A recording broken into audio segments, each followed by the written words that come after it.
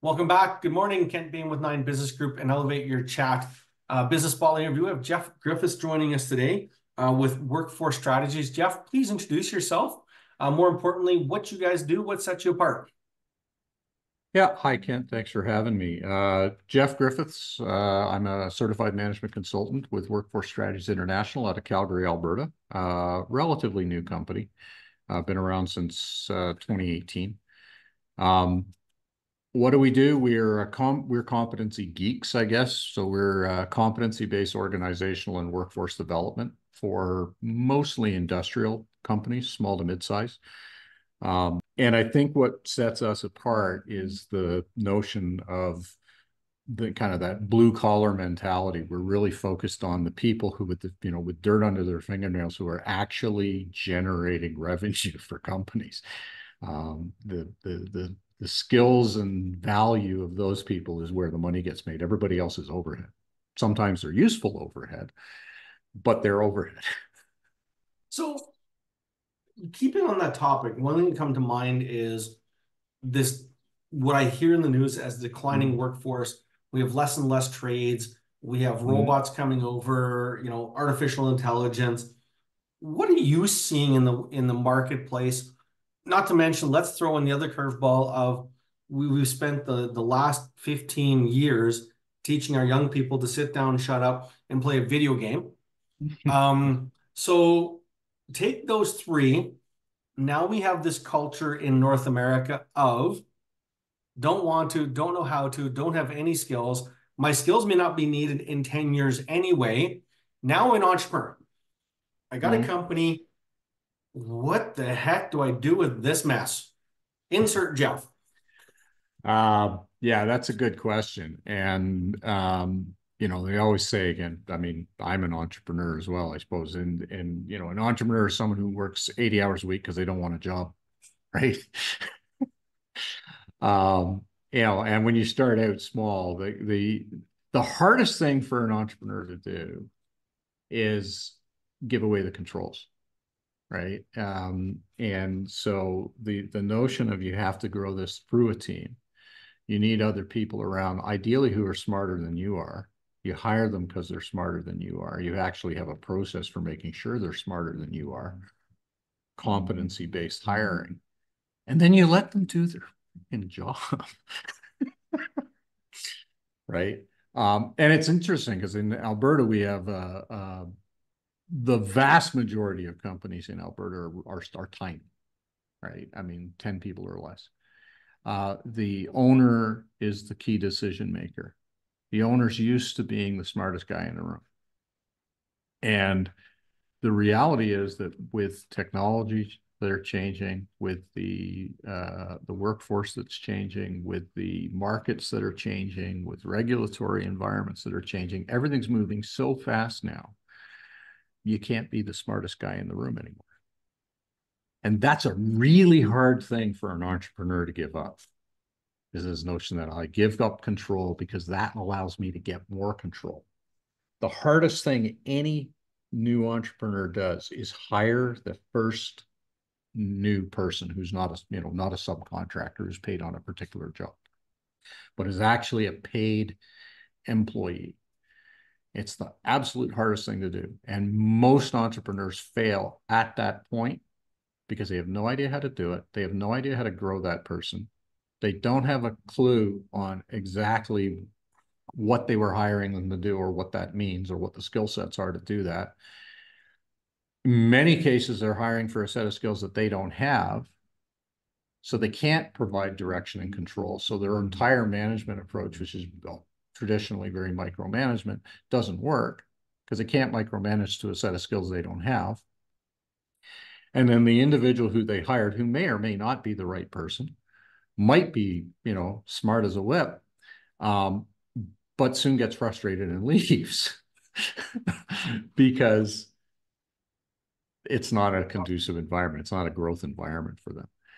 And people tend to leave their jobs. They don't leave their work, they leave their manager, they leave their boss. So where do we come into that? I think it starts with alignment of the organization's current and future structure, the right people with the right skills aligned the right way in a proper structure with proper accountabilities and things like that to support the strategy and the objectives that the organization has.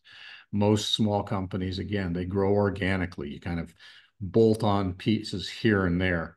And as the business evolves, you find out that the organizational structure, the skill sets, and the who's doing what doesn't necessarily properly align with the strategies of the business. And so there's a lot of waste. There's a lot of inefficiency that comes out of that. Um, and again, people get frustrated, they get disengaged, and they bail, right? And What size inevitably, if company you're, do you typically deal with? Sounds like uh, probably 20 to 50 employees. yeah, I mean, we're beyond, two guys with a cool idea in the garage. Um, Normally, we'll get involved when you're, yeah, 20 plus employees. 50 to 100 seems like a really good number for us. So the companies that are growing, but they're not yet, ready to buy SAP to manage their Oh, human capital, right? yeah, gotcha. Yeah. Yeah. When you look back over years of experience in business, Mhm. in the military, if there was one lesson, the most salient lesson you've learned that you would like to go back and tell young Jeff when you went into business, what is that greatest lesson that you would like to impact on the young people of the entrepreneurs of tomorrow? I think the biggest lesson for is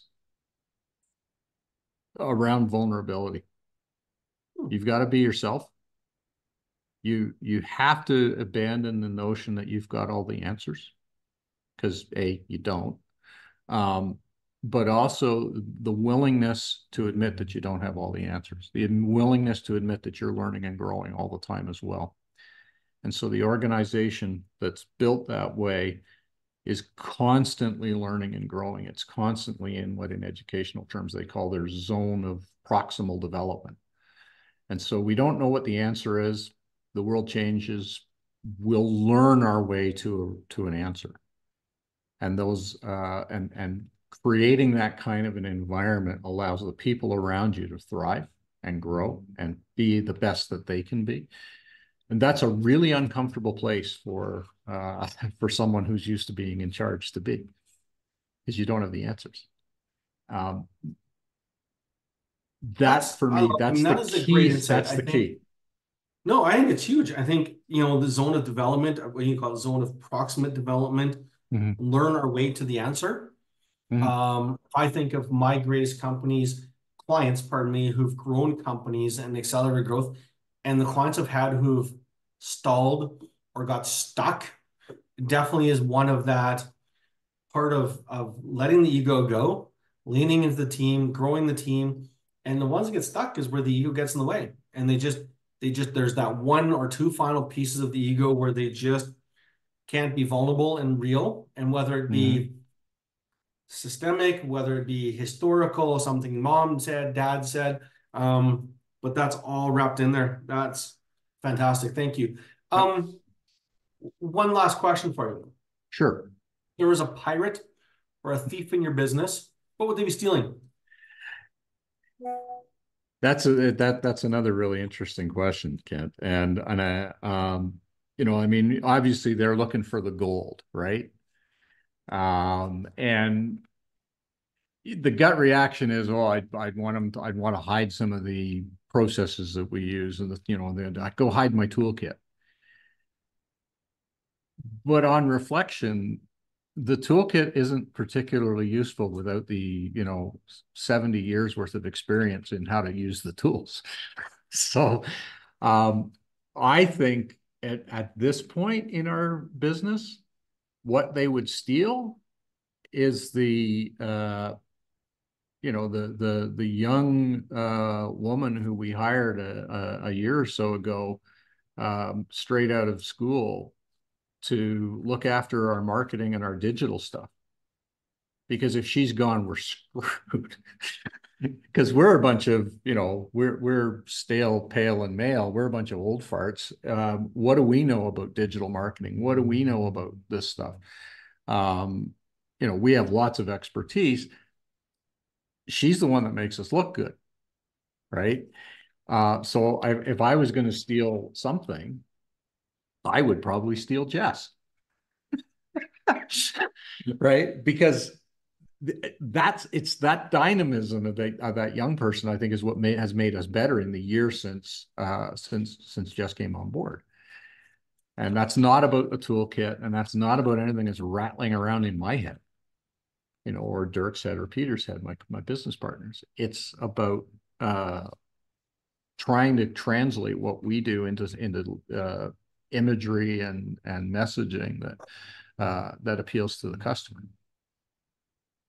Fantastic. So to wrap this up, time for the shameless self plug. Who, Mm-hmm. which clients, what type of industry would you like to put on notice? And then lastly, where should these companies find you, get more information to learn more about what you do and how you can help them? Yeah. So our core market are small to mid-sized manufacturing, construction, maintenance service type companies. We've done a lot of work in that space over the years, kind of moving in some other directions now because the economy is changing. But that's still our core. That's where we live. That's where we feel good. We want to help them grow and thrive in a world that's completely, that's changing on them literally daily. And help them make the most of the resources and the skills and the people that they already have. To get a hold of us, www.workforcestrat.com is our website. They can contact us through there. They can contact me directly, jeff@workforcestrat.com, or hit me up via LinkedIn. By all means, I pretty much accept any request for a connection that comes in. And I love to have those conversations with people, and just give us a shout. I mean, if you've got an issue that we can solve or help you or give you a direction on in the space of a 10-minute phone conversation, we'll do it. Like I'm not gonna send you a bill, right? That was great, Because Jeff. No, it's I know more I do important. appreciate it. I love the insights on team, Mm-hmm. growing team. Also kind of talked about some of the challenges we face in an Mm-hmm. ever-growing marketplace. Because even with robots and automation, we're still human beings. We will still have human beings as employees, and we still service human beings, and we can't lose Mm-hmm. that ever. Yeah, absolutely. We've talked a lot, we've done a lot of work on the strategic side with, skills and human capital and everything else. And what's showing up, certainly over the last 20 years, is that those skills that make you valuable in the marketplace are the skills that make you human, right? Because if your plan, is to be better, faster, and smarter than the machine, in most cases, you've already lost that fight. Yeah. So it's the human skills, what we used to call soft skills, but it's collaboration, it's communication, it's critical thinking, it's team problem solving. Those are the things that allow you to remain useful in the marketplace, well beyond your technical skills. And the interaction with technology to solve those problems is the future. As the machines will be digging the ditches, but it's up to the people to then manage the ditch digging machines. That's a different 1,000%. world. It sure is. Thanks again, Jeff. Appreciate it. Have a great week, and looking forward to hearing the rest of the story as the years and months go by. Excellent. Thank you, sir.